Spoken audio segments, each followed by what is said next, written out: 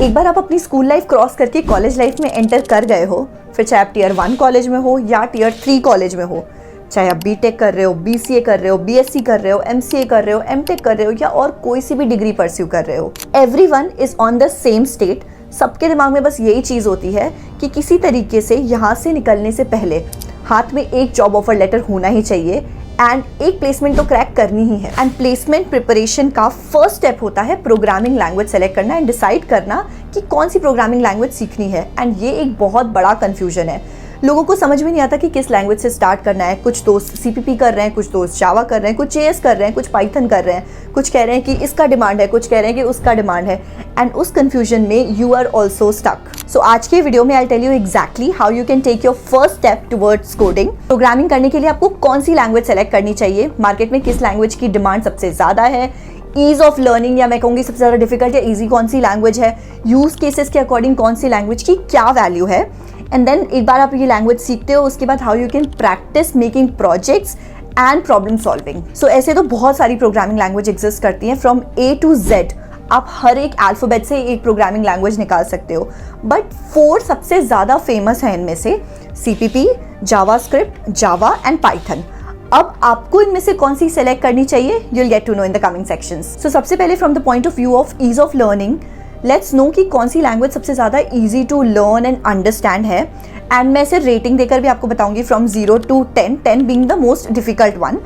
So let's start with Python. अब Python को I will rate 5 because it's easy to learn, read, क्योंकि काफ़ी हद तक इंग्लिश के जैसी है, तो इंटरप्रेट करना, कोड लिखना Python में काफ़ी ज़्यादा सिंपल है। नेक्स्ट आती है JavaScript. So I will give JavaScript a 6 out of 10। Python से थोड़ी सी ज़्यादा डिफिकल्ट है, बट क्योंकि ब्राउजर पे रन हो सकती है तो इट्स स्टिल ईजी। नेक्स्ट आती है जावा। तो जावा को I will rate 8 out of 10, मतलब थोड़ी सी डिफिकल्ट है, it's a verbose language and आपको काफ़ी ज़्यादा कोड लिखना पड़ता है। देन अगर हम सीपीपी की बात करें तो सीपीपी को आई विल रेट 9.5 और 10, क्योंकि काफ़ी ज़्यादा कॉम्प्लेक्स लैंग्वेज है। And the main reason of complexity of C++ is कि इसमें पॉइंटर्स और वो मेमोरी मैनेजमेंट वाला पूरा कॉन्सेप्ट आ जाता है। बट आपको क्या लगता है, क्या ये एक ही फैक्टर है जिसके बेसिस पर आप डिसाइड करोगे कि आपको कौन सी लैंग्वेज सेलेक्ट करनी चाहिए? आई वुड से उसके लिए पूरी वीडियो ध्यान से देखो आप। नेक्स्ट पॉइंट ऑफ कंसिडरेशन होता है कि मार्केट में डिमांड कौन सी लैंग्वेज की कितनी ज़्यादा है। तो सबसे टॉप पर आती है पाइथन। सबसे ज़्यादा डिमांड मार्केट में पाइथन की है, only because of its simplicity and versatility.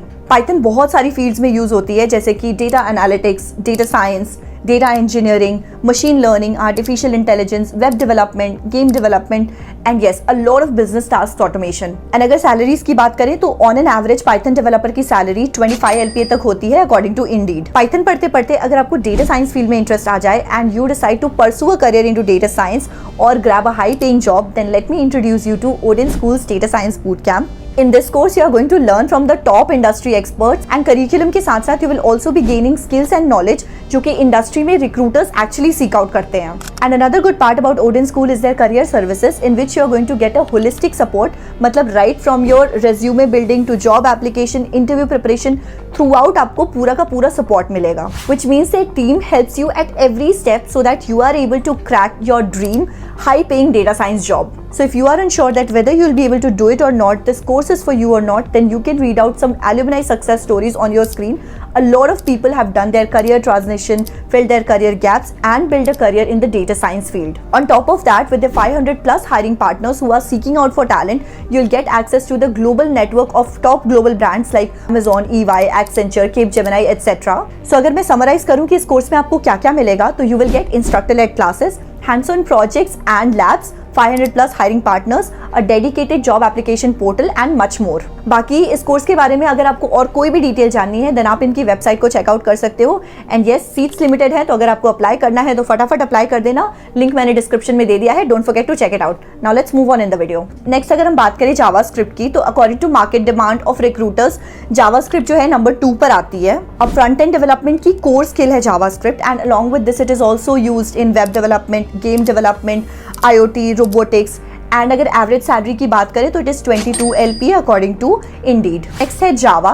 तो जावा नंबर 3 पर आती है according to the market demand by the recruiters and it is one of the most oldest and widely used programming language. It is widely known for its versatility, reliability, compatibility with multiple platforms and a lot of built-in security features. अब जावा कौन सी field में use होती है, तो आपकी desktop application development, enterprise software development, mobile application development, IoT development, big data development and इसके अलावा भी और भी काफ़ी फील्ड्स में जावा का कोर यूज़ है। एंड ऑन एन एवरेज एक जावा डेवलपर की सैलरी इंडिया में 18 LPA के आसपास है अकॉर्डिंग टू इंडीड।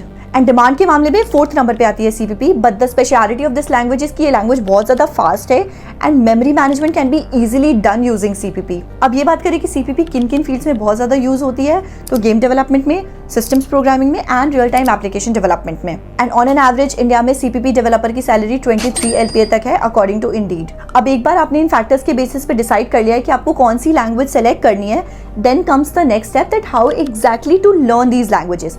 तो सबसे पहला और सबसे सिंपल तरीका है कि YouTube पे आप फ्री ट्यूटोरियल्स, फ्री वीडियोस देखो, that will give you a very clear understanding. मतलब डिफरेंट टॉपिक्स के लिए आप चाहो तो डिफरेंट वीडियोस यूज़ कर सकते हो, या कोई एक प्लेलिस्ट भी फॉलो कर सकते हो किसी भी ट्यूटर की, किसी भी मेंटोर की, जिसकी आपको पढ़ाने का स्टाइल ये सब अच्छा लग रहा है तो आप देख सकते हो वो। बट हाँ, एक चीज़ मैं देखती हूँ कि बच्चे अगर एक वीडियो उठाते हैं या कोई प्लेलिस्ट उठाते हैं तो 2-2, 3-3, 4-4 महीने वो ही पढ़ते जा रहे हैं। वो नहीं करना है। डिसाइड टाइमलाइन कि 3 हफ्ते 4 हफ्ते में आपको बेसिक्स खत्म करने हैं, उसके बाद you can jump to LeetCode, ताकि आप वहाँ पर प्रॉब्लम सॉल्विंग कर पाओ and start with the basic problem solving questions. अब एक बार आप लीड कोड के इजी क्वेश्चन सॉल्व करने लगोगे तो आपको थोड़ा सा कॉन्फिडेंस आने लगेगा प्रॉब्लम सॉल्विंग में।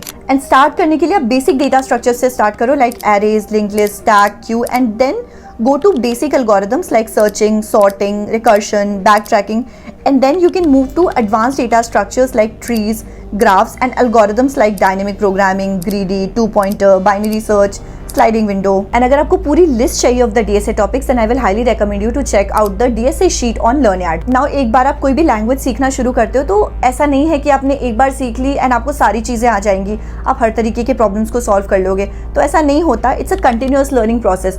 जैसे हम नॉर्मल भी अगर लैंग्वेज की बात करें, इंग्लिश हिंदी लैंग्वेज की भी बात करें, तो वो भी कैसा होता है, you keep learning, you keep practising and you keep becoming better in it. Similarly it's a same case with the programming languages also. आप एक बार सीखोगे तो आपको कंटिन्यूअस प्रैक्टिस करती रहनी पड़ेगी ताकि आप उसमें और रिफाइंड, अपनी स्किल को और रिफाइन कर पाओ। Now coming to the next section, that how you can practice this language and prepare projects.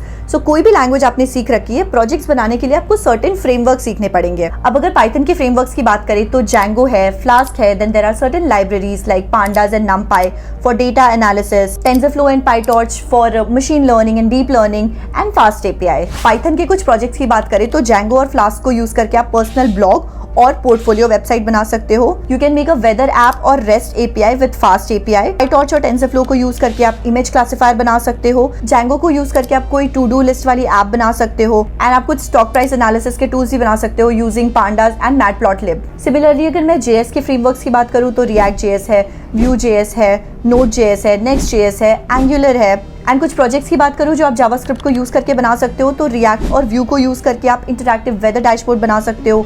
Node.js और एक्सप्रेस को यूज़ करके आप चैट एप्लीकेशन यूजिंग socket.io बना सकते हो। रिएक्ट, एक्सप्रेस और MongoDB को यूज़ करके आप फुल स्टैक टास्क मैनेजर बना सकते हो। And similarly React with some dummy product data को यूज़ करके you can create an e-commerce front end. Next coming to the frameworks of Java, तो Spring Boot, Android SDK, Hibernate, Maven and Gradle, ये सारे frameworks हैं जिनको use करके आप amazing projects बना सकते हो फॉर जावा। कुछ project ideas could be Spring Boot और MySQL को यूज़ करके RESTful API for book store, या Android to do list app, chat app using Java sockets, library management system. अब अगर C++ के फ्रेमवर्क्स की बात करें तो SFML या SDL, बूस्ट, OpenCV, ये फ्रेमवर्क्स काफ़ी कॉमन है। एंड कुछ प्रोजेक्ट आइडियाज की बात करूँ तो SFML को यूज़ करके आप 2D प्लेटफॉर्मर गेम बना सकते हो।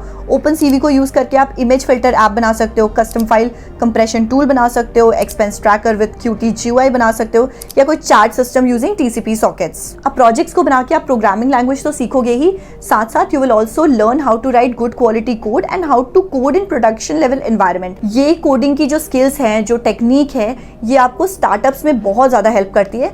एंड साथ साथ of course you can add these projects in your resume as well. So I hope इस वीडियो को देख के आपको क्लैरिटी मिली होगी कि आपके इंटरेस्ट के हिसाब से आपको कौन सी लैंग्वेज सेलेक्ट करनी चाहिए। And my suggestion would be एक लैंग्वेज सीखो, उसको फोकस से प्रैक्टिस करो, उसमें प्रॉब्लम सॉल्विंग करो, because at the end of the day logic of all the languages remain same. अगर आपको एक लैंग्वेज अच्छे से आती है तो फिर आपको आगे दूसरी लैंग्वेज भी सीखनी पड़ेगी, तो इतनी डिफिकल्टी नहीं होगी। If you are really learning to code for the first time, then the most important thing is to be consistent and keep practicing। and हाँ, tutorial hell में नहीं फंसना है। so अगर आज की वीडियो अच्छी लगी है, so don't forget to hit the like button, share it to your friends and family and subscribe to my channel। ऐसी और वीडियोस चाहिए to do let me know in the comment section and don't forget to hit the bell notification so that you get notified जब भी मैं कोई नई video डालूँ तो। thank you so much।